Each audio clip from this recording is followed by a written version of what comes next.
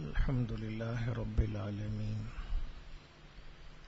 والعاقبة للمتقين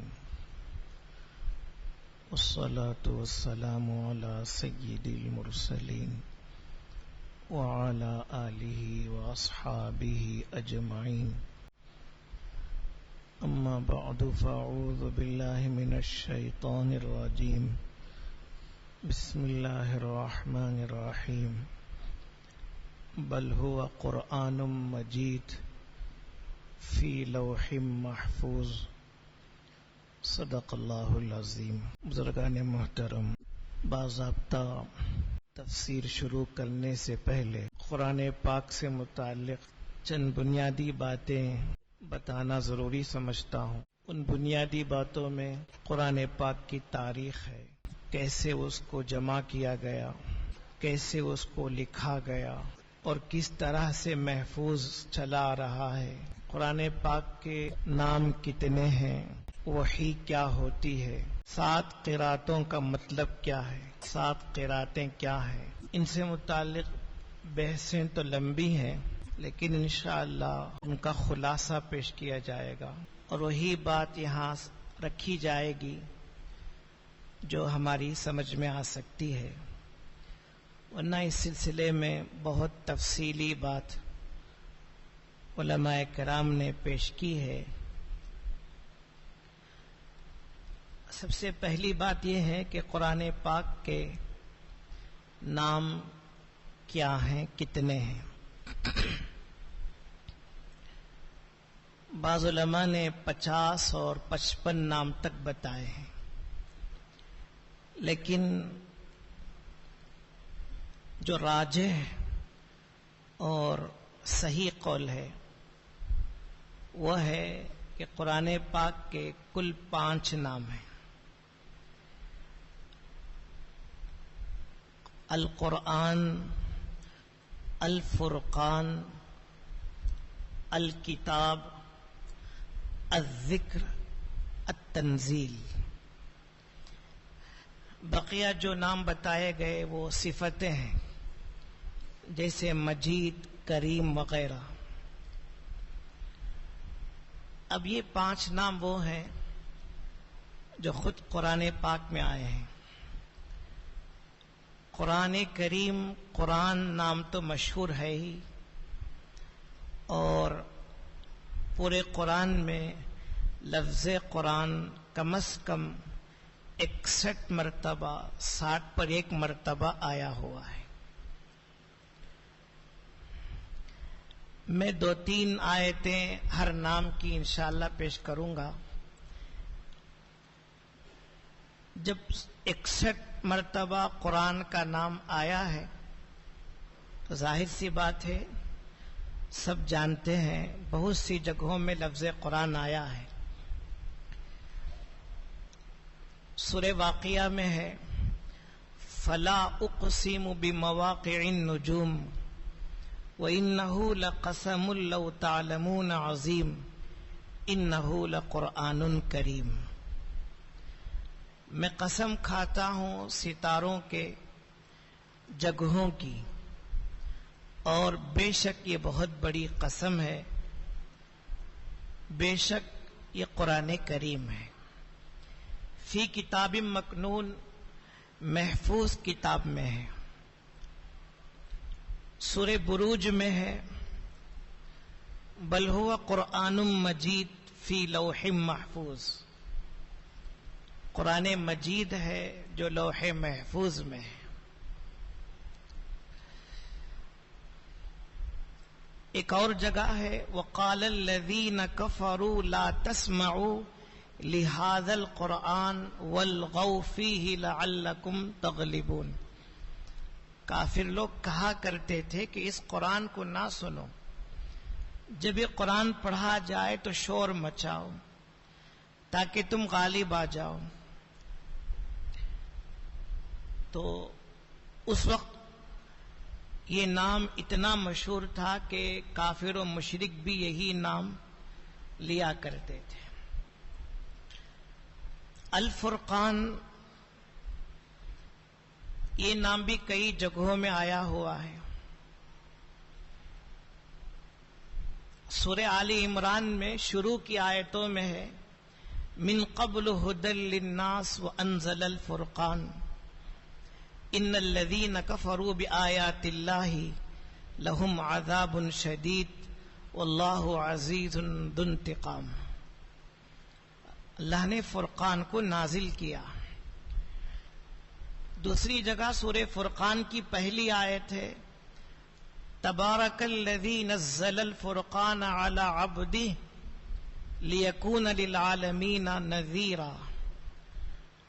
بہت بابرکت ہے وہ ذات جس نے فرقان کو اپنے بندے پر اتارا، یعنی جناب محمد الرسول اللہ صلی اللہ علیہ وسلم، تاکہ آپ پورے عالم کے لیے نذیر ہو جائیں، ڈرانے والے ہو جائیں.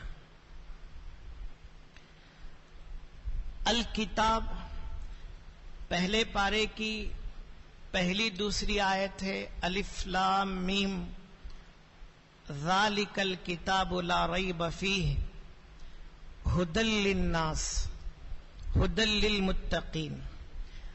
ذالک الکتاب لا ریب فیہ ھدی للمتقین.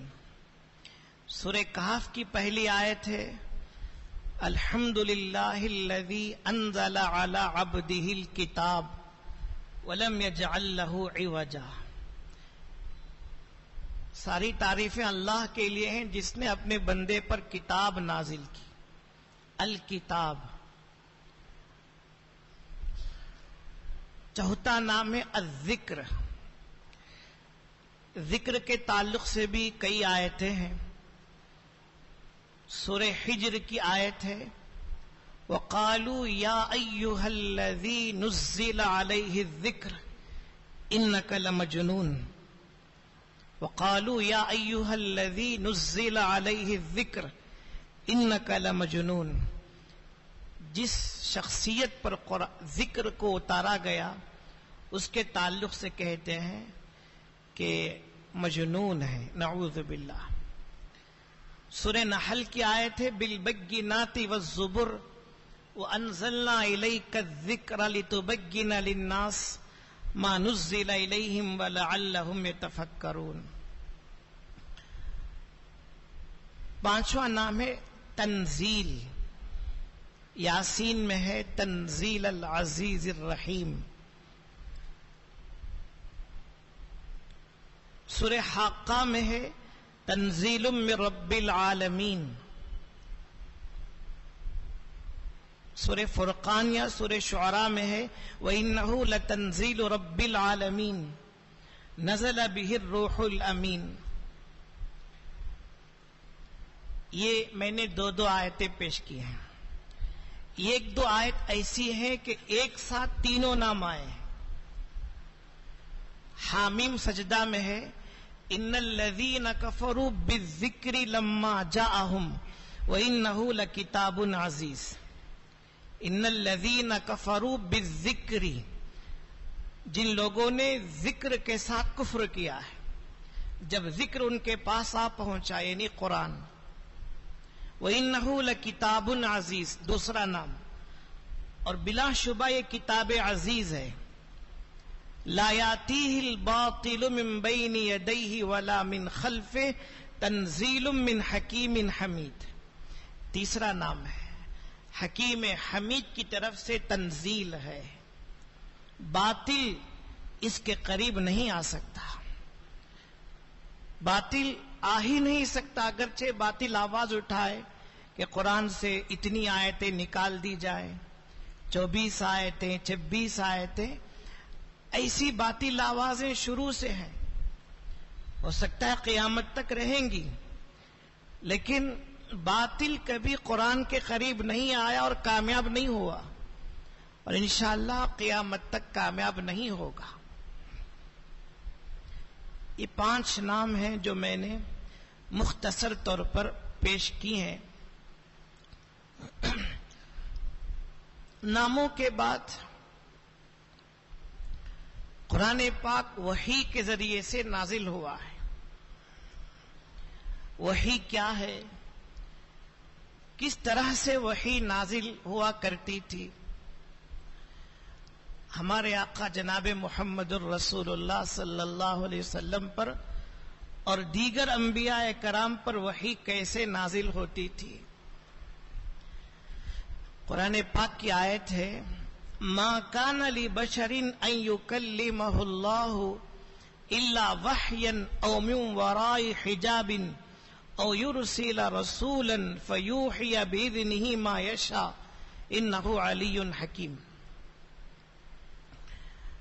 وحی کہتے ہیں آہستہ اور تیزی سے دل میں بات ڈال دینا، خفیہ طریقے سے دل میں بات ڈال دینا، تیزی کے ساتھ دل میں بات ڈال دینا، اس کو وحی کہا جاتا ہے۔ اور یہ خاص قرآن پاک کے ساتھ اور آسمانی کتابوں کے ساتھ یہ لفظ استعمال ہوا ہے، وحی کا لفظ۔ اور دوسرے طریقوں کے لیے بھی استعمال ہوا ہے، مگر تھوڑے فرق کے ساتھ، اس فرق کو علماء سمجھتے ہیں۔ لیکن لفظ وحی کے ساتھ علماء لکھتے ہیں خاص طور پر قرآن اور آسمانی کتابوں کے ساتھ استعمال ہوا ہے۔ اللہ تعالیٰ فرماتے ہیں کسی انسان کے لیے ممکن نہیں ہے کہ وہ اللہ تعالی سے رو در رو برو بات کرے۔ کسی بھی انسان کے لیے ممکن نہیں ہے کہ وہ بالمشافہہ آمنے سامنے ہو کر اللہ تعالی سے بات کرے۔ ہاں، 3 طریقے ہیں، ان طریقوں سے بات ہوگی۔ اللہ تعالی سے بات 3 طریقوں سے ہوگی۔ ایک طریقہ وحی، وحی یہاں عام معنی میں بھی ہے، خاص معنی میں بھی ہے۔ خاص معنی کیا ہے؟ دل میں بات ڈالے جانے کے ذریعے، دل میں بات ڈالی جائے گی۔ تو فرماتے ہیں کسی انسان کے لیے ممکن نہیں ہے کہ ان یکلمہ اللہ، کہ اللہ اس سے روبرو بات کرے، الا وحیا، مگر وحی کے ذریعے سے، او من وراء حجاب، یا حجاب کے پیچھے سے، او یرسل رسولا، یا کسی رسول کو، فرشتے کو بھیجنے کے ذریعے سے، فیوحی باذنہ ما یشاء، وہ وحی کرے گا اللہ کے حکم سے جو اللہ چاہے، وہ آ کر دل میں ڈالے گا جو اللہ چاہے۔ انہ علی حکیم، اللہ بڑے بلند و بالا ہیں، اس سے بات چیت کرنا ہمارے لیے ممکن نہیں ہے، روبرو، اس سے روبرو بات چیت کرنا ہمارے لیے ممکن نہیں ہے۔ لیکن بات چیت نہیں ہوگی تو پھر اللہ کا اور بندے کا رشتہ کیسے قائم رہے گا؟ بات چیت نہیں ہوگی تو رشتہ کیسے قائم رہے گا؟ فرمایا حکیم، حکیم بھی ہے، اس لیے 3 طریقے رکھے ہیں۔ حکیم بھی ہیں، بڑے حکمت والے ہیں۔ تو پہلا جو طریقہ ہے، علامہ انور شاہ کشمیری رحمہ اللہ نے یہ مضمون لکھا ہے۔ وحی کے 3 طریقے ہیں بنیادی طور پر۔ پہلا ہے وحی قلبی۔ قلبی یعنی اللہ کے رسول یا کسی بھی رسول کے دل کو اپنے قابو میں لے کر، کنٹرول میں لے کر اس میں بات ڈال دینا، رسول کے دل کو مسخر کر کے کنٹرول میں لے کر اس میں بات ڈال دی جائے، اور یہ یقین بھی پیدا کر دیا جائے کہ یہ اللہ ہی کی طرف سے ہے، یہ یقین بھی ہو جائے کہ یہ جو بات دل میں آئی ہے یہ اللہ ہی کی طرف سے ہے۔ یہ جو بات ڈالی جاتی ہے اس میں کسی فرشتے کا واسطہ نہیں ہوتا،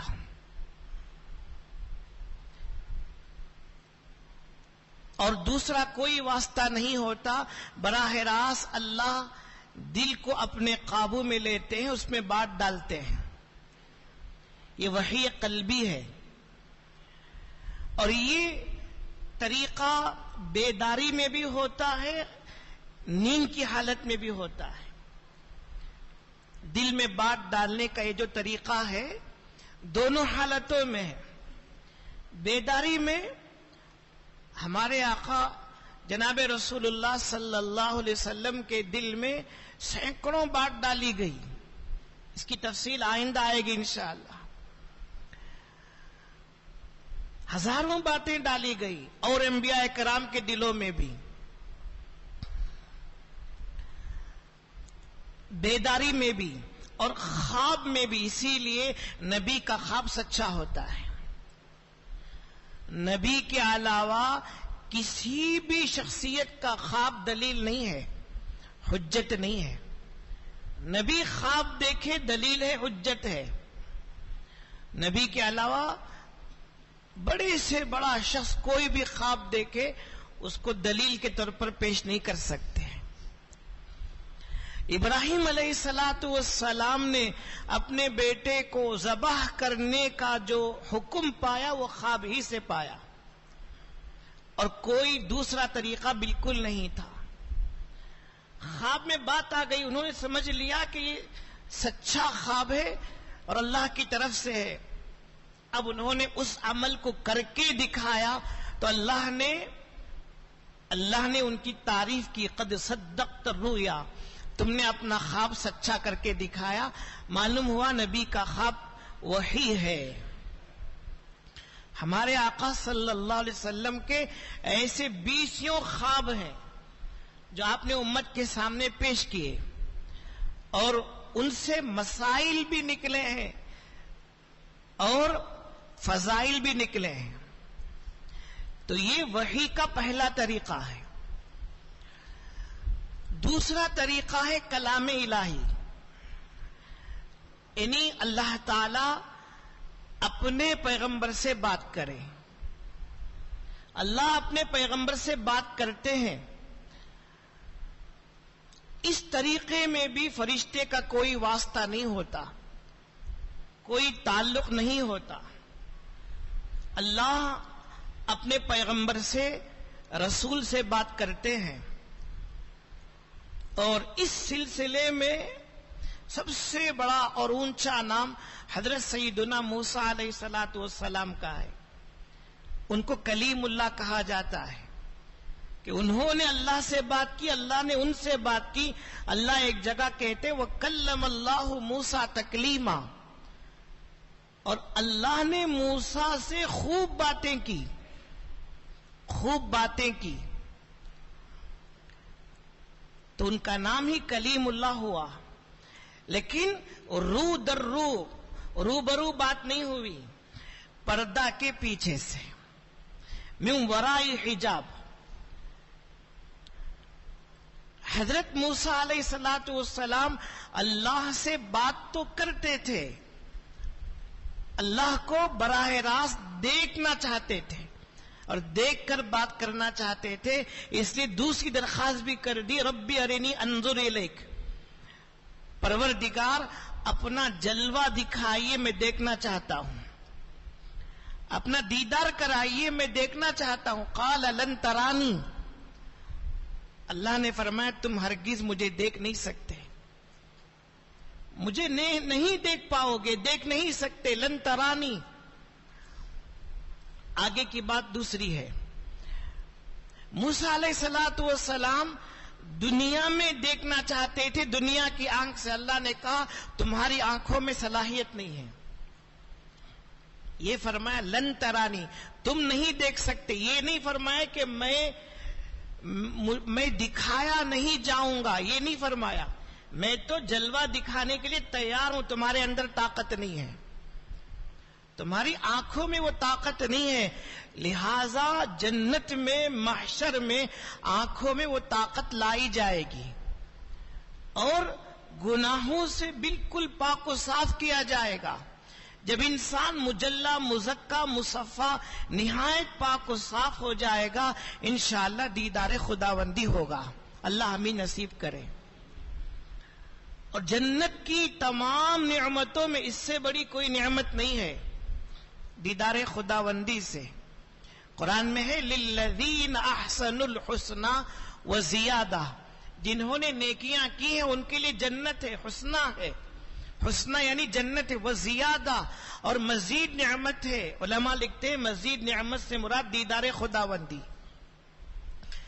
تو موسیٰ علیہ السلام دنیا میں دیکھنا چاہتے تھے لیکن دیکھ نہیں پائے، وہ طاقت نہیں. ہاں بات چیت ہوئی اور کئی بار ہوئی کہ اللہ نے ان کو کلم اللہ موسیٰ تکلیمہ کا لقب دیا. اور ہمارے آقا جناب محمد الرسول اللہ صلی اللہ علیہ وسلم کی خصوصیت یہ ہے کہ آپ علیہ السلام نے زمین پر رہ کر ہی نہیں آسمان پر جا کر بھی بات کی اللہ سے. معراج کے موقع پر آسمان پر جا کر آپ نے اللہ سے بات کی اور طویل گفتگو ہوئی جو حدیثوں میں ہے، کئی بار گفتگو ہوئی. یہ ہمارے آقا کی خصوصیت ہے.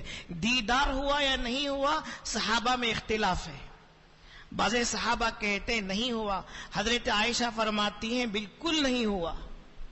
حضرت ابن عباس کہتے ہیں دیدار ہوا. تو زیادہ تر علماء کی رائے یہی ہے کہ دیدار ہوا ہے. حضرت عائشہ، عبداللہ ابن مسعود جیسے بعض بڑے صحابہ کہتے ہیں دیدار نہیں ہوا. یہ تو اختلاف ہے، اختلافی مسئلہ ہے، لیکن آسمانوں میں جانے کے بعد جو بات چیت ہوئی ہے اس میں کسی کا کوئی اختلاف نہیں. خوب بات ہوئی، کئی بار بات ہوئی. اور وحی کا یہی طریقہ سب سے افضل اور سب سے اعلیٰ ہے. جو وحی نازل ہوتی تھی اس کا سب سے بہترین طریقہ یہی ہے کہ اللہ سے بات چیت ہو جائے. تو یہ دوسرا طریقہ ہے جو اللہ خود فرماتے ہیں او من وراء حجاب، یا حجاب کے پیچھے سے. پھر اس کے بعد تیسری صورت ہے او یرسل رسولا، یا کسی فرشتے کو بھیجنے کے ذریعے. فیوحی باذنہ ما یشاء، جو اللہ چاہیں گے وہ وحی کرے گا. یعنی جو اللہ دے کر بھیجیں گے فرشتہ وہی پہنچائے گا. فرشتہ اپنی طرف سے ایک نقطہ نہ بڑھا سکتا ہے نہ گھٹا سکتا ہے. تو یہ طریقے ہوئے. تیسرا طریقہ ہے فرشتے کو بھیجنے کے ذریعے. اور علماء کرام کا اس مسئلے میں بھی اتفاق ہے. قرآن پاک کی ساری وحی شروع سے آخر تک صرف حضرت جبرائیل علیہ السلام لے کر آئے. قرآن سے ہٹ کر جو دوسری وحی ہے وہ اور فرشتے بھی لائے ہیں، لیکن قرآن پاک کی ساری وحی صرف جبرائیل علیہ السلام لے کر آئے. ابھی جو فرشتہ اللہ کی طرف سے آتا تھا، اترتا تھا، اس کے بھی کئی طریقے ہوتے تھے. بسا اوقات بعضی دفعہ فرشتہ نظر نہیں آتا تھا، فرشتے کے ذریعے سے کلام دل میں اترتا تھا. وَإِنَّهُ لَتَنزِيلُ رَبِّ الْعَالَمِينَ نَزَلَ بِهِ الرُّوحُ الْأَمِينُ. روح الامین لے کر آئے عَلَى قَلْبِكَ، آپ کے دل پر. عَلَى قَلْبِكَ یعنی روح الامین اس کو آپ کے دل پر اتارے. تو فرشتہ نظر نہیں آتا تھا، اور فرشتہ جو کلام وہ لے کر آتا تھا اس کو آپ کے دل میں اتارتا تھا. نزل بہ الروح الامین. فرشتہ آنے کا ایک طریقہ تو یہ ہے کہ نظر آئے بغیر دل میں بات اتارنا. دوسرا طریقہ ہے کہ فرشتہ انسانی شکل میں آئے. یہ بھی بہت سی مرتبہ ہوا ہے. حضرت جبرائیل علیہ السلام انسانی شکل میں آتے تھے اور انسانی شکل میں آ کر وحی لے کر آتے. وحی میں قرآن پاک کی وحی بھی لاتے اور حدیث پاک کی وحی بھی لاتے، دونوں وحی. اور انسانی شکل میں جب آتے تھے تو اکثر و بیشتر حضرت دحیہ ابن خلیفہ کلبی رضی اللہ عنہ کی شکل میں آتے. حضرت دحیہ کلبی رضی اللہ عنہ، جبرائیل علیہ السلام زیادہ تر انہی کی شکل و صورت میں اترے ہیں. حضرت دحیہ رضی اللہ عنہ کی شکل و صورت میں کیوں آتے تھے؟ اس لیے کہ صحابہ اور علماء کرام لکھتے ہیں کہ بے حد خوبصورت انسان تھے، حسین ترین اور نہایت خوبصورت تھے، اور اتنے خوبصورت تھے کہ بسا اوقات اپنے چہرے کو کپڑے میں لپیٹ کر چلا کرتے تھے، اپنے کپڑے کو لپیٹ لیتے تھے، کپڑے سے چہرے کو. یہ ہے حضرت دحیہ رضی اللہ عنہ. اور بعضی مرتبہ حضرت جبرائیل علیہ السلام بالکل اجنبی انسان کی شکل میں بھی آئے ہیں، بالکل اجنبی شکل، کوئی ان کو نہیں پہچانتا تھا. حدیث جبرائیل اسی طرح سے نازل ہوئی. حدیث جبرائیل مشہور حدیث ہے، ہمارے آقا صلی اللہ علیہ وسلم کی وفات سے چند مہینے پہلے یہ حدیث اتری ہے. صحابہ کرام کی مجلس لگی ہے، حضرت عمر بھی قریب میں ہے. کہتے ہیں ایک شخص آیا اور ہم میں سے کوئی اس کو پہچانتا نہیں تھا. کوئی پہچانتا نہیں تھا کا مطلب کیا ہے؟ بہت دور دراز سے آیا ہے. کہیں بھی قریب سے آتا تو کوئی نہ کوئی پہچاننے والا ہوتا.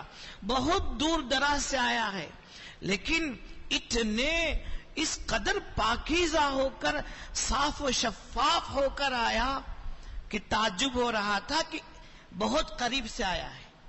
کہ آدمی دور سے آئے نہایت پاکیزہ رہے مشکل ہے.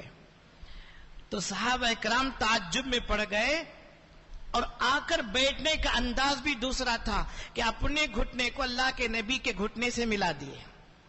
فاسند رکبتیہ الی رکبتیہ. پھر اللہ کے نبی علیہ السلام سے سوال کیے ایمان کیا ہے؟ آپ نے جواب دیا. دوسرا سوال کیا اسلام کیا ہے؟ آپ نے جواب دیا. تیسرا سوال کہ احسان کیا ہے؟ آپ نے جواب دیا. چوتھا سوال کیا ہے؟ قیامت کی علامت کیا ہے؟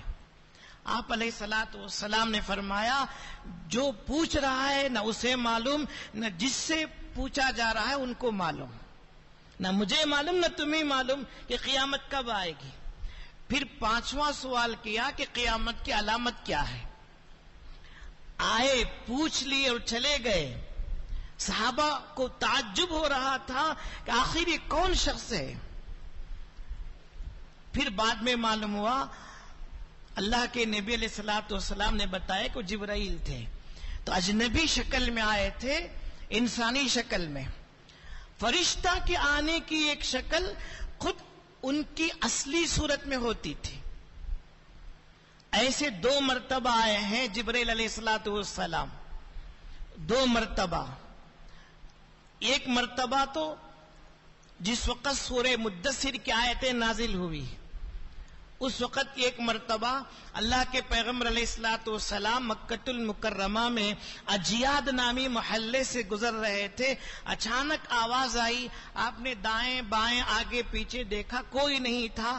جو سر کو اوپر اٹھایا، نظر اوپر اٹھائی، دیکھا کہ کرسی پر وہی فرشتہ ہے جو غار حرا میں آیا تھا، جو اقرا بسم ربک الذی خلق کی آیتیں لے کر آیا تھا. وہی فرشتہ کرسی پر ہے، اور آسمان کا ایک حصہ مکمل بھر چکا ہے، اور وہ کرسی نہ آسمان سے لگی ہوئی ہے نہ زمین پر موجود ہے، درمیان میں ہے. یہ صورت، یہ حیت دیکھ کر اللہ کے پیغمبر علیہ السلام پر گھبراہٹ طاری ہو گئی. گھر آئے اور کمبل اوڑھ کر سو گئے. اس کے بعد آیتیں نازل ہوئی، یا ایھا المدثر، وہ کمبل اوڑھ کر سونے والے، اٹھیے، قم فانذر، اب تبلیغ کا حکم ہے، ڈرانا شروع کیجیے. اور ایک موقع ہے معراج کا. جب سدرۃ المنتہا پر پہنچے تو جبرائیل علیہ السلام اپنی اصلی شکل پر آ گئے. عند سدرۃ المنتہا عندہا جنت المأوى اذ یغشی السدرۃ ما یغشی وَلَقَدْ رَآهُ نَزْلَةً أُخْرَىٰ ان آیتوں میں یہ بات کہی گئی ہے. وہاں بھی اصلی شکل میں جبرائیل علیہ السلام آئے. یہ صورتیں ہیں. مَا كَانَ لِبَشَرٍ أَن يُكَلِّمَهُ اللَّهُ، کسی انسان کے لیے ممکن نہیں ہے کہ اللہ اس سے روبرو بات کریں. إِلَّا وَحْيًا، ہاں وحی کے ذریعے سے. اس میں وحی قلبی کا ذکر ہے، دل میں بات ڈالے جانے کے ذریعے سے. او من وراء حجاب، یا حجاب کے پیچھے سے. اس میں اللہ سے ہم کلامی کی بات ہے. او یرسل رسولا، یا رسول کو بھیجنے کے ذریعے سے. فرشتے کو بھیجنے کی جتنی شکلیں ہیں وہ یہاں بیان کی گئی ہیں. تو اس طریقے سے انبیاء کرام علیہم السلام پر اور جناب محمد الرسول اللہ صلی اللہ علیہ وسلم پر وحی آتی تھی. اللہ کے پیغمبر علیہ السلام پر وحی کی اور بھی شکلیں تھیں.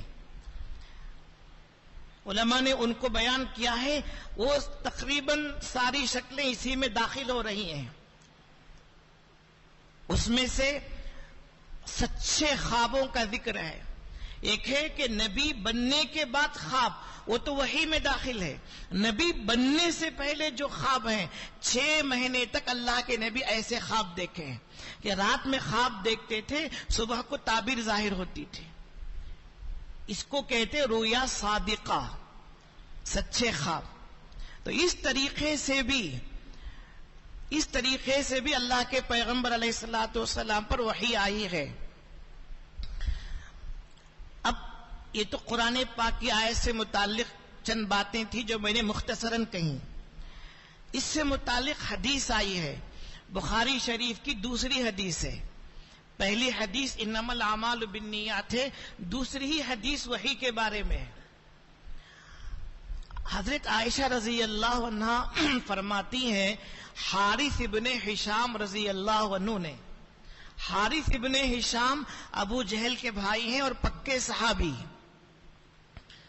فتح مکہ کے موقع پر اسلام لائے اور بہت مضبوط مسلمان ہوئے. حارث ابن ہشام رضی اللہ عنہ نے اللہ کے نبی علیہ السلام سے خود پوچھ لیا، یا رسول اللہ کیف یاتیک الوحی، یا رسول اللہ آپ پر وحی کیسے آتی ہے، وحی کس طریقے سے آتی ہے. بخاری شریف میں اللہ کے نبی علیہ السلام نے فرمایا، احیانا یأتینی مثل صلصلۃ الجرس وهو اشدہ علی فیقسم عنی وقد وعیت ما قال واحیانا یتمثل لی الملک رجلا فیکلمنی فاعی ما یقول. آپ نے 2 طریقے بتائے اس حدیث میں. ایک طریقہ تو یہ بتایا کہ کبھی تو میرے پاس وحی آتی ہے گھنٹی کی آواز کی طرح سے، جیسے گھنٹی کی آواز ہوتی ہے. اس کی ساری کیفیت اللہ ہی جانتے ہیں، اور وہ جانتے ہیں جن پر وحی آتی تھی. گھنٹیوں کی آواز کی طرح سے آپ فرماتے ہیں یہ طریقہ وحی کا میرے اوپر نہایت سخت ہوتا، وہو اشدہ علی، بہت سخت ہوتا کہ مجھے پورا دھیان لگا کر وحی کو سننا پڑتا.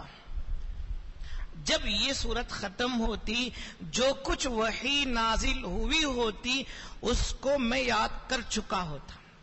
دوبارہ آپ بعد میں پڑھتے، جیسے ہی وحی کی کیفیت ختم ہوتی وہ خود بخود یاد ہو جاتا.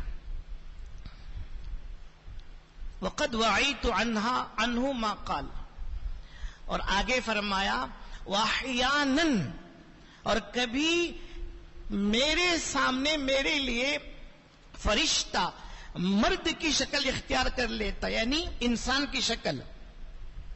عورت کی شکل میں کبھی فرشتہ نہیں آتا تھا.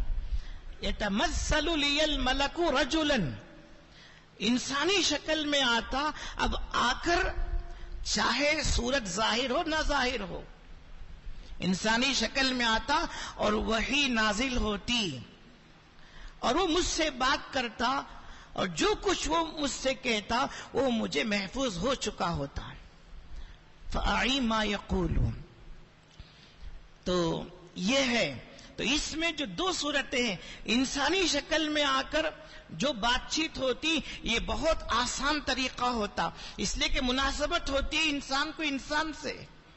اب جو پہلی صورت ہے اس میں مناسبت پوری نہیں ہے، گھنٹیوں کی آواز میں وحی نازل ہوتی ہے.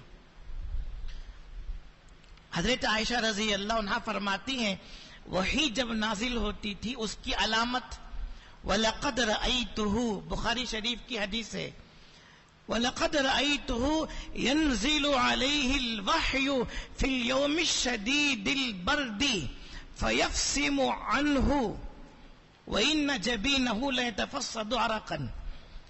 حضرت عائشہ فرماتی ہیں میں نے سخت جاڑے میں، سخت سردی میں آپ کو دیکھا ہے، آپ پر وحی نازل ہوتی تھی، اور جیسے ہی وحی کی صورت ختم ہوتی آپ پسینے سے نہا لیے ہوتے.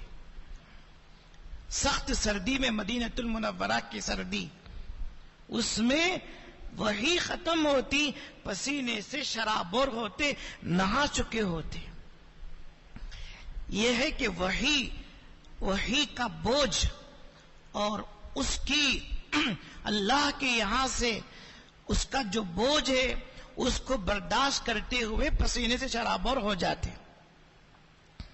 حضرت عائشہ رضی اللہ عنہ فرماتی ہیں کہ جب وحی نازل ہوتی تو آپ کا چہرہ انور بدل جاتا، سانس میں تیزی آ جاتی، اور چہرہ انور بدل کر کھجور کی شاخ کی طرح سے زرد پڑ جاتا، اور سامنے کے دانت کپ کپانے لگتے.